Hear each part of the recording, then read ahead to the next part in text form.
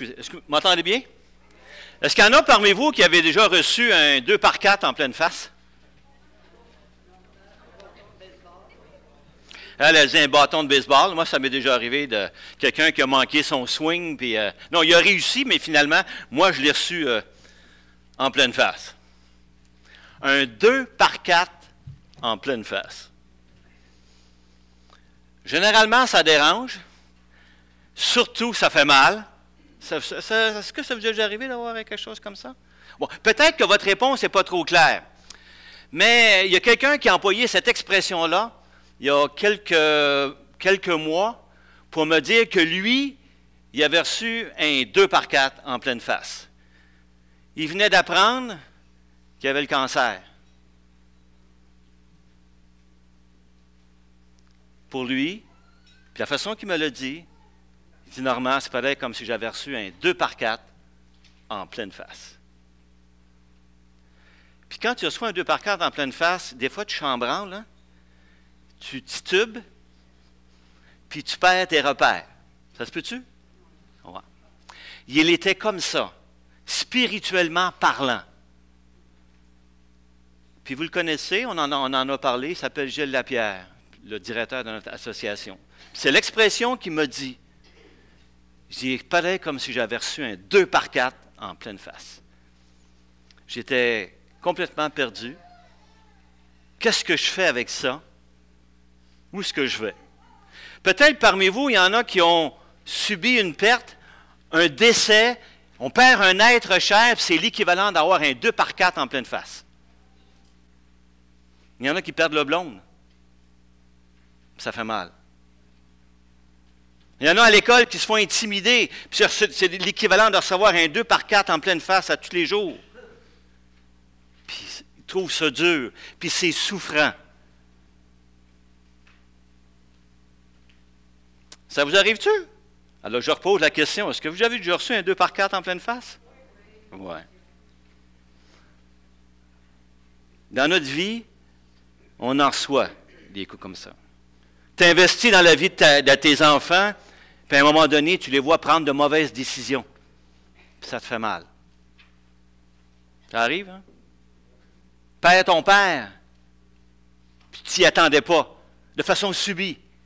Ça fait mal. Un vrai 2x4 en pleine face. Dans le texte qu'on va voir ce matin, Pierre, l'apôtre, lorsqu'il écrit sa lettre, il s'adresse à des gens qui ont reçu et qui vivent des 2x4 en pleine face.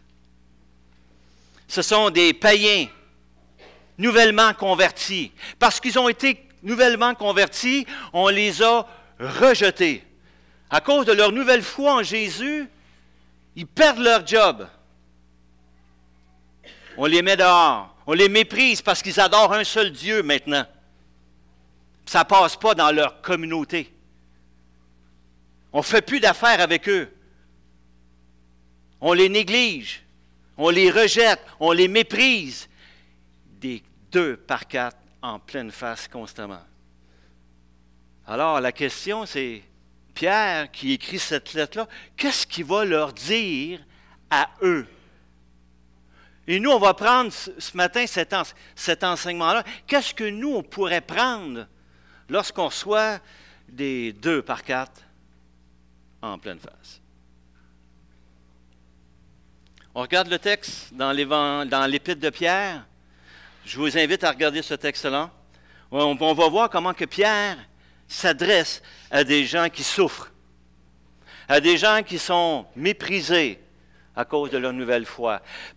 La semaine dernière, François a fait part de l'arrière-plan des gens à qui s'adresse la première épître de Pierre. Et on va continuer ce matin pour voir qu'est-ce que Pierre, la façon qu'il s'adresse à eux.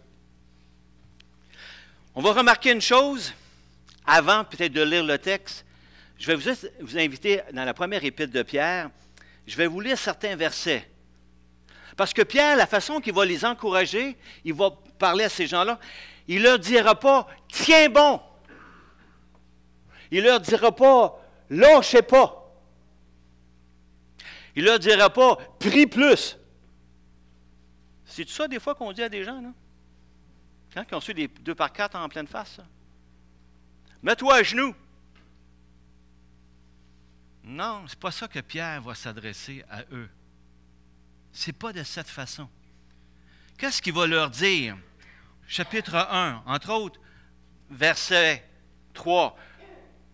Qu'ils sont des personnes générées. Béni soit le Dieu, le Père de notre Seigneur Jésus-Christ, qui, selon sa grande miséricorde, vous a régénérés pour une espérance vivante.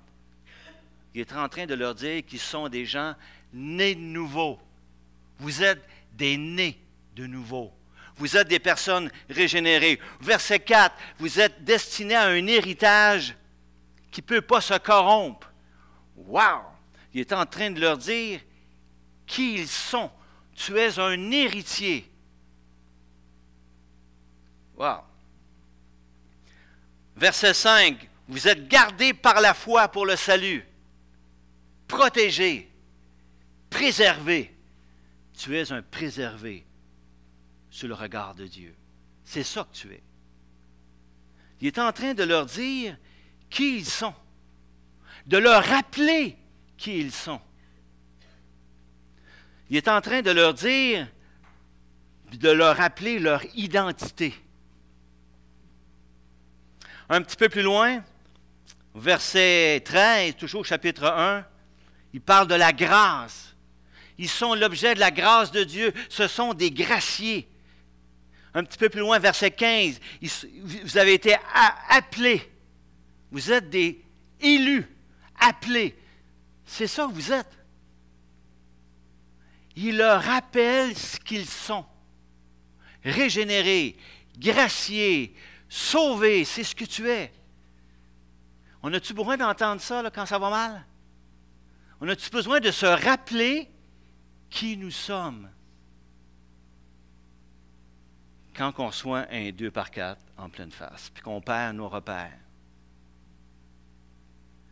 Besoin de se rappeler qui je suis. C'est quoi mon identité? Dans un langage résumé, Pierre est en train de leur reprêcher l'Évangile. Tu es un sauvé. Vous êtes gracié. Tu es destiné pour une espérance vivante. Ta vie n'est pas prévue pour cette terre ici. Là. Ta place est déjà réservée. Tu as un héritage pour l'éternité. On a-tu besoin de savoir ça quand on reçoit les 2 par 4 en pleine face? Eh boy! Et qu'on a besoin de savoir ça. On a besoin de savoir que notre vie sur terre, c'est temporaire. Il peut y avoir de la souffrance, c'est vrai. Mais ce qui nous attend, là, ça va être merveilleux. Si on avait échangé entre 70 ans sur cette terre de souffrance, puis une éternité de bonheur, ou bien donc 70 ans sur terre de bonheur pour une éternité loin de Dieu en enfer. Lequel vous choisissez? Boy, on a été choisis. Et c'est ça qu'il est en train de leur dire. Et ça se résume en quelques mots. Ton passé est pardonné. C'est ça qu'il est en train de leur dire. Ton présent est comblé parce que tu es un enfant de Dieu. Et ton avenir est assuré. Wow! Ça, c'est ce qu'ils sont. Ce qu'ils sont. Et là, il va s'adresser à eux en leur disant comment qu'on vit le fait que tu es un gracié, le fait que tu es un élu, le fait que tu as un héritage éternel. Comment tu vas vivre ça sur cette terre au travers de la souffrance? À partir du verset 22, chapitre 1, je vais lire. Ayant purifié vos âmes en obéissance à la vérité pour avoir un amour fraternel sincère, aimez-vous ardemment les uns les autres de tout votre cœur. Puisque vous avez été régénérés, parce que vous avez été régénérés. non par une semence corruptible, mais par une semence incorruptible, par la parole vivante et permanente de Dieu, car toute chair est comme l'herbe, et toute sa gloire comme la fleur de l'herbe. L'herbe sèche et la fleur tombe, mais la parole du Seigneur demeure éternellement, et cette parole est celle qui vous a été annoncée par l'Évangile. On pourrait se poser la question, pourquoi que pas Paul, mais Pierre est en train de leur dire, aimez-vous ardemment les uns les autres, de tout votre cœur.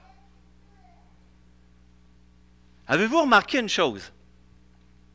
Lorsque l'on souffre, puis qu'on soit des 2 par 4 en pleine face, souvent, quelle est la réaction très humaine? On s'isole. Avez-vous remarqué ça? Souvent, on coupe les relations. On s'en va dans sa caverne. On s'apitoie sur notre sort. Des fois, on est en train de maudire Dieu, mais souvent, on s'isole. On s'isole de la communauté. On s'isole. Avez-vous remarqué ça? Moi, je remarque ça. Ceux qui souffrent, ceux qui ont su des bons coups dans la vie, là, des 2 par 4 en pleine face, des fois, tu ne les vois plus à l'église. Ils coupent la communion. Qu'est-ce que Pierre est en train de leur dire?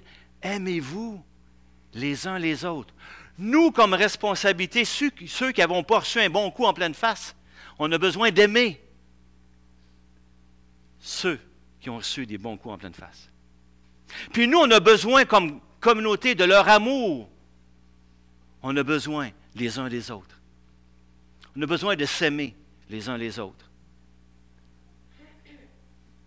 Des fois, dans le mariage, on dit comme dans les bons et les mauvais moments. Ce n'est pas parce que ça va mal qu'il faut que tu te sauves. Puis que tu coupes les ponts avec ta communauté ou ton assemblée. Non, parce que les gens qui coupent les ponts ne sont plus là pour nous aimer. Là. On ne les voit plus. Pierre est en train de leur dire, aimez-vous les uns les autres. Mais pourquoi? Puisque vous avez été régénérés. Tu es né de nouveau. C'est ça ton identité. Bien, vis maintenant comme un né de nouveau. Tu as été l'objet de l'amour de Dieu. Dieu t'aime. On a chanté ça ce matin. Dieu nous aime. Il nous a sauvés parce qu'il nous aimait. Tu es né de nouveau. Tu es né dans l'amour. Comment tu vis? Vis selon l'amour.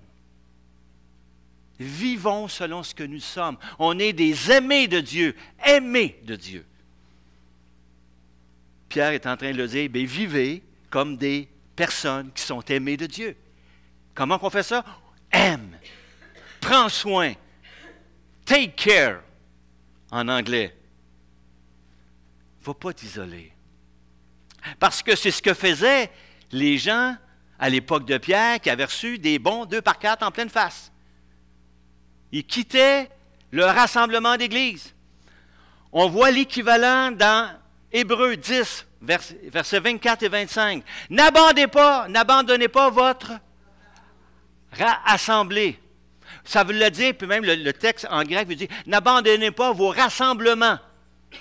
N'abandonnez pas vos temps. Pourquoi?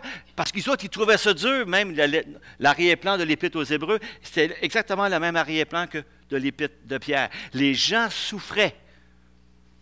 Puis parce que quand tu souffres, parce que tu te fais critiquer, parce que tu es rendu un croyant, bien là, tu dis, ça vaut-tu la peine d'être croyant? Je fais juste m'en recevoir des claques en pleine face. Là. Je suis tanné, là. Je vais aller dans ma caverne, bien plus tranquille. M'aller m'apitoyer sur mon sort, puis on quitte la communion. Il est en train de leur dire, aimez-vous les uns les autres. Souvent, les plus souffrants s'éloignent. Tu as besoin, si toi tu souffres, tu as besoin de notre amour. Puis nous, on a besoin du tien. dans ces périodes-là. Et lorsque Pierre utilise la comparaison de la semence, qui est incorruptible, pour indiquer « tu es né de nouveau d'une semence incorruptible ». Un amour, tu ne peux pas perdre. Et dans cette période où que tu souffres, Dieu t'aime toujours. Parce que la semence de l'Évangile que tu as dans ton cœur, c'est quelque chose qui est permanent, incorruptible. Tu es toujours aimé de Dieu. Il y en a combien qui doutent de l'amour de Dieu quand ils reçoivent des coups durs de la vie?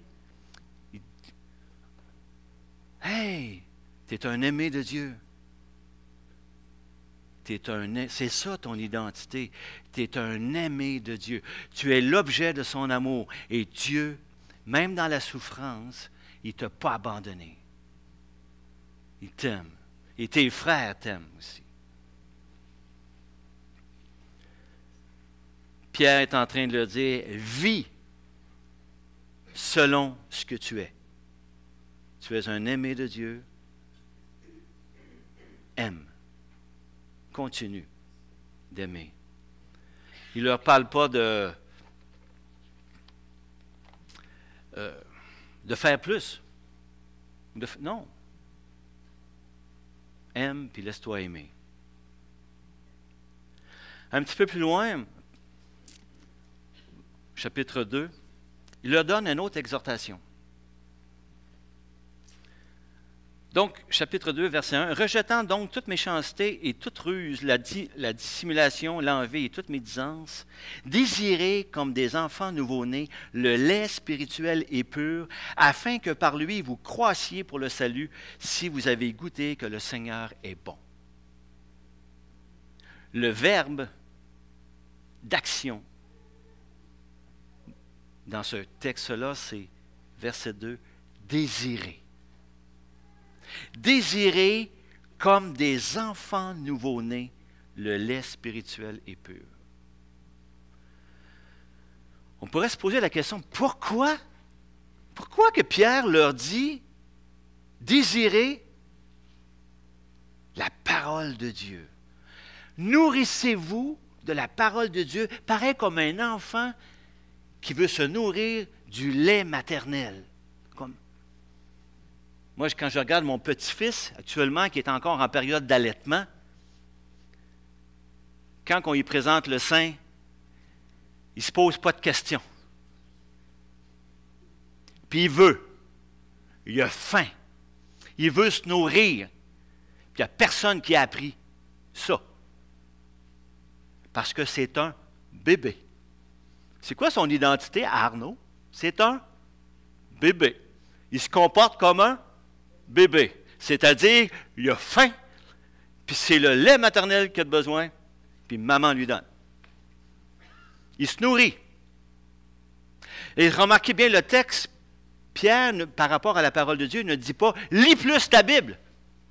Il dit « nourris-toi ». La parole de Dieu, ce n'est pas juste un paquet de connaissances, c'est une nourriture. Pourquoi qu'il leur parle de nourriture?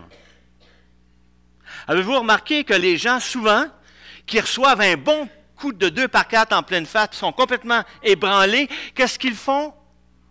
Il y en a qui abandonnent la lecture et la méditation de la parole de Dieu. Ça arrive-tu, ça? Moi, ça m'est arrivé dans ma vie quand j'ai eu des bons coups durs. J'avais plus le goût de lire. En bon québécois, j'avais envie de sacrer tout cela. Pourquoi qu'il a dit ça? Non, continue de te nourrir. Pourquoi? Parce que tu es né de la parole de Dieu. Tu as cru à cette parole de Dieu qui était la suivante. Crois au Seigneur Jésus et tu seras sauvé. Ça, c'est ce qu'ils ont entendu, les gens, à l'époque de Pierre. Ils ont entendu l'Évangile qui leur a été prêché et ils ont cru à cet Évangile. Ils ont cru à la parole de Dieu. Mais tu es né de la parole de Dieu, grandis et nourris-toi de la parole de Dieu. Parce que c'est ça qui fait grandir. Tu es né pour grandir. Mon petit-fils, il n'est pas né pour rester à l'âge qu'il a là. Êtes-vous d'accord avec moi? Non, il est rendu à 9 mois, là. Il n'est pas né pour rester à 9 mois. Il doit grandir.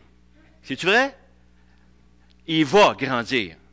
Le lait maternel sert à ça pour lui dans sa vie.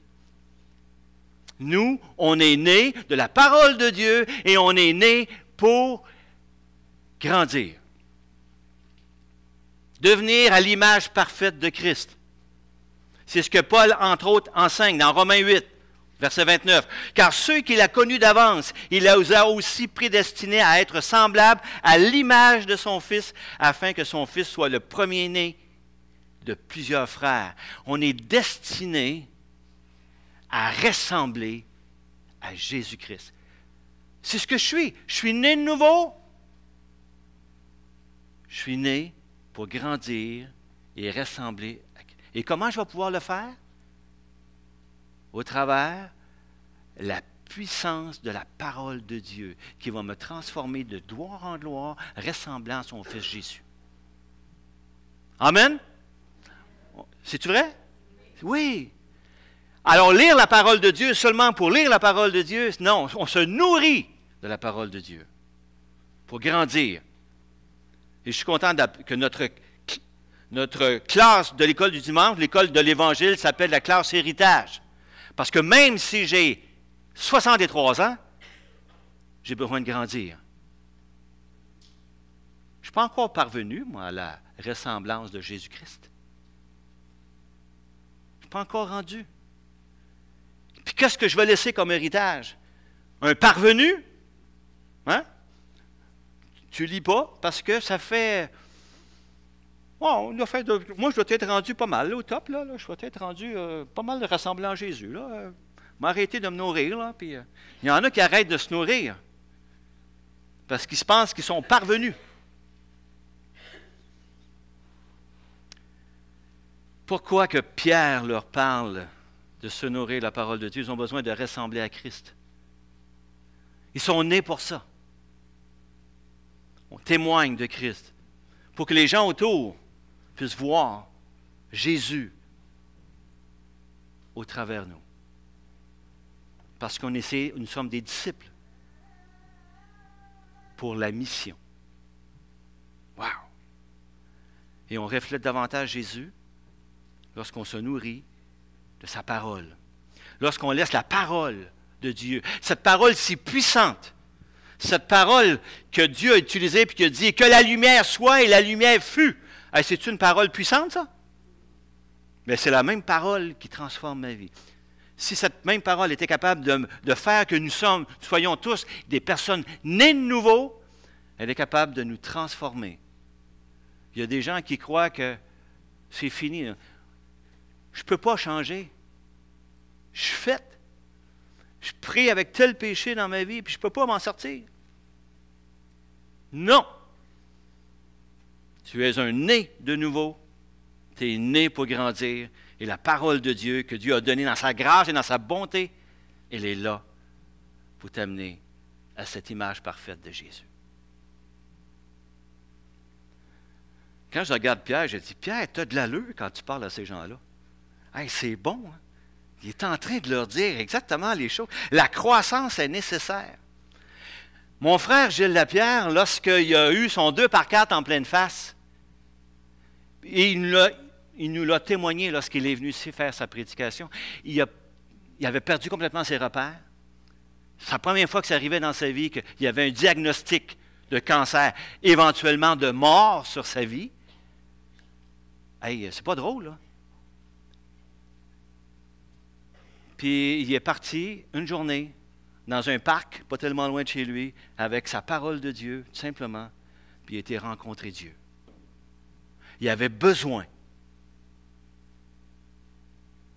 d'aller à Dieu, de se nourrir de sa parole, de retrouver ses repères. Pourquoi? Parce que Gilles est un né de nouveau. Un né. Et un né de nouveau est appelé de vivre ce qu'il est, c'est-à-dire de grandir et de se nourrir de la parole de Dieu. Ça a-tu l'allure? Oui. J'espère que ça a de l'allure. C'est la parole de Dieu. On est né pour ressembler à Jésus. Et un dernier point,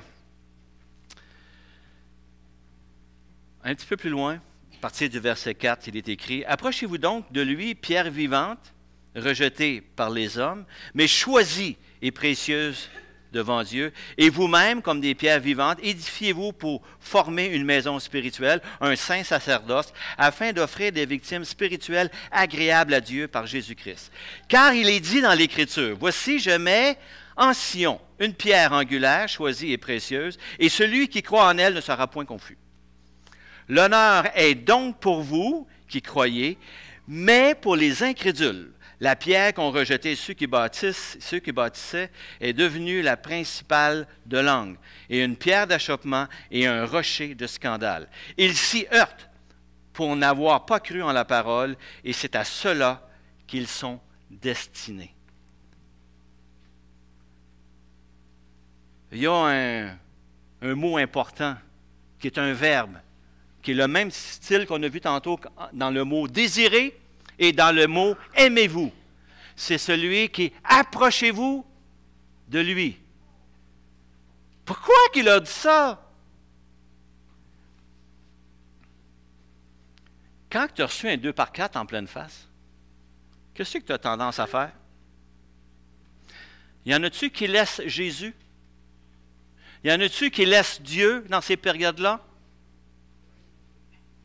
Oh oui. Les gens de l'époque de Pierre, là, qui souffraient à cause de l'Évangile, à cause de leur nouvelle foi, puis qui se faisaient rejeter par leur communauté environnante, il y en a qui avaient envie de mettre Jésus l'autre bord, parce que moi, je vais revenir, je ne dirais pas trop fort que je appartiens à Jésus, parce que là, ça m'amène juste un paquet de troubles. Fait que je vais revenir à mes anciennes amours. Ça vous dit quelque chose, ça? Revenir à tes anciennes amours? Le gars qui écrit ce texte-là, là, il s'appelle Pierre. Puis Pierre, un jour, qui a été déçu, puis qui a eu peur, puis qui a vu Jésus mourir à la croix, puis là, il ne comprenait pas ce qui se passait. Là. Puis quand il a demandé, tu le connais-tu, lui, ce gars-là? Il a dit non. Il a renié le Seigneur 3 fois. Il était en train de backslider. Là. Lui, Jésus ne connaît plus. Parce que là, s'il disait qu'il connaissait Jésus, il serait peut-être mort avec lui. Il a renié. Pierre a renié Jésus. Hein, on ne connaît pas? Combien de fois qu'on peut dire ça? Moi, je ne connais pas Jésus, moi, là. Non, non, non. Si je dis ça, là, dans ma famille, ils vont me tomber sur la tête. Pierre l'a dit, approchez-vous de lui. Approche-toi de Jésus. Puis là, il le compare, il prend l'image de la pierre qu'on retrouve dans Isaïe. Jésus qui est une pierre angulaire. Pierre angulaire, c'est que dans un bâtiment, c'était la pierre qu'on posait en premier et on plaçait toutes les autres pierres alignées sur celle-ci. C'est elle qui donnait le pattern, le plan, la pierre angulaire. Et elle est précieuse aux yeux de Dieu. Et Pierre est en train de le dire, vous êtes des pierres vivantes, alignées sur Jésus. Approche-toi de lui. Aligne-toi sur Jésus. C'est ça qu'il est en train de leur dire. Pourquoi? Parce que tu es né de Jésus. C'est lui, au travers de toi, qui est ta nouvelle identité. Tu es un né de nouveau. Un né de nouveau. Un rené. Un rené.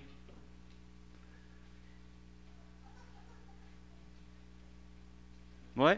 Moi, je m'appelle finalement Normand René Charret.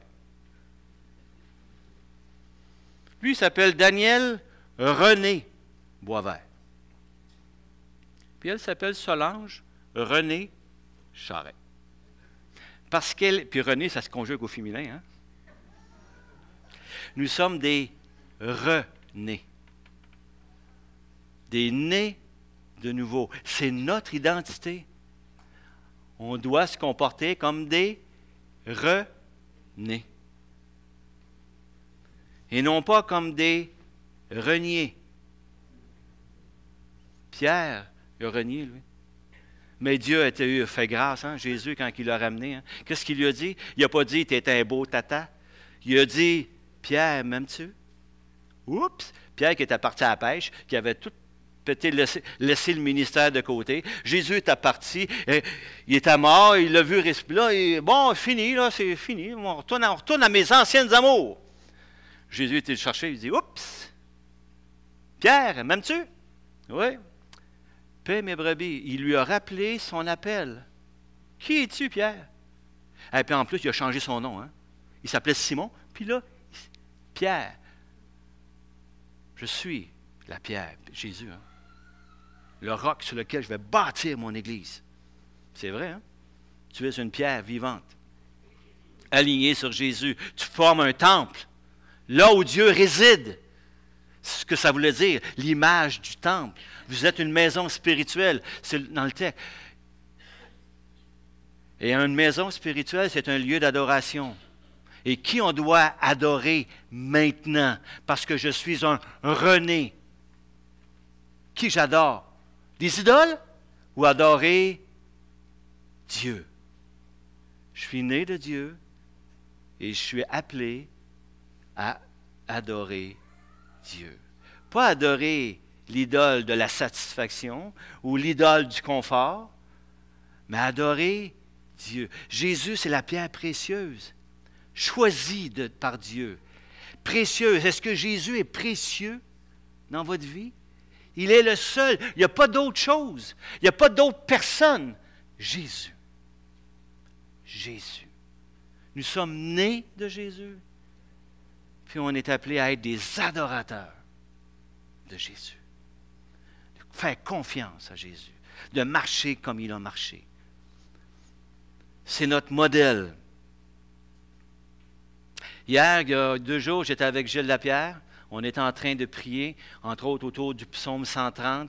Vous auriez dû entendre la prière de mon frère, qui était juste assis à côté de moi, qui lui est en train maintenant de lutter contre un 2e cancer. Et j'entendais la prière d'un adorateur. Un gars qui n'a pas perdu Jésus de vue. Il adorait Jésus, remerciait Dieu, en extase devant la grandeur de Dieu. Un adorateur de Jésus, de Dieu. C'est ça qu'il était. On est né pour être des adorateurs. Pas nés, nous sommes renés pour être des adorateurs de Dieu. Amen. Approchez-vous de lui. Et si on remarque, le texte se termine, dit que ceux qui ne se tournent pas vers Jésus, oups, regardez au verset 8, ils s'y heurtent pour ne pas avoir cru à la parole, et c'est à cela qu'ils sont destinés.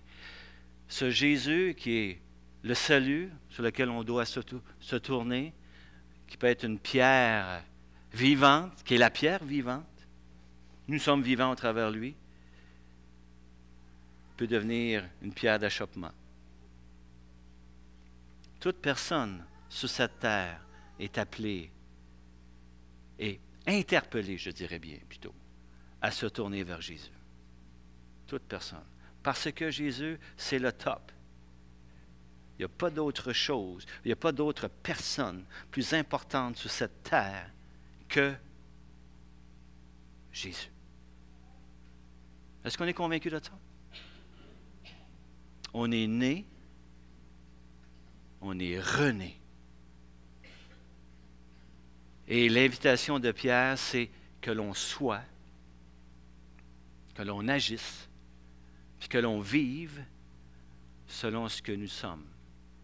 Nous sommes des renés et non pas des reniés. Que le Seigneur puisse ancrer ces valeurs profondes dans notre vie. C'est notre identité. Je vais inviter les gens de l'équipe de louange à monter ici à l'avant. De telle sorte que notre vie puisse être en conformité avec ce que nous sommes. Que le Seigneur puisse utiliser ce que nous sommes pour pouvoir parler de lui, être puis vivre de lui constamment. La parole de Dieu est tellement riche. Moi, quand j'ai lu ce texte-là, puis je l'ai médité, travaillé là-dessus, c'est venu me chercher parce que des fois, je perds les repères. J'ai besoin de me reprêcher l'Évangile à chaque jour. Que je suis né de nouveau, que je suis un gracier, racheté du Seigneur, que mon éternité est déjà assurée, que j'ai cette espérance que je vais être avec lui pour l'éternité. Et quand ça va mal, puis les 2 par 4 nous arrivent en pleine face, que j'ai besoin de me rappeler qui je suis. Je suis un René. Et j'ai besoin simplement de vivre selon ce que je suis, selon ce que nous sommes. Que le Seigneur puisse nous bénir. Et là, on va chanter un chant où on va mettre Dieu en honneur. C'est la raison, Dieu nous a sauvés. Hein? Et notre rôle, un des premiers rôles que l'on a comme René, c'est d'adorer Dieu. Et j'entendais les prières ce matin. Ah, comment j'ai trouvé ça bon. Comment beaucoup de personnes parmi nous, quand on s'adresse à Dieu, on le loue pour ce qu'il a fait dans nos vies. Il nous a sauvés. Il est mort à notre place. Et ça, c'est merveilleux. Pensez-vous que Dieu n'est pas content d'entendre ces louanges-là? De la part de ses enfants qui sont en train de lui dire merci. Gloire à toi. Tu es un grand Dieu. Amen. Prions. Pas prions, mais chantons ensemble.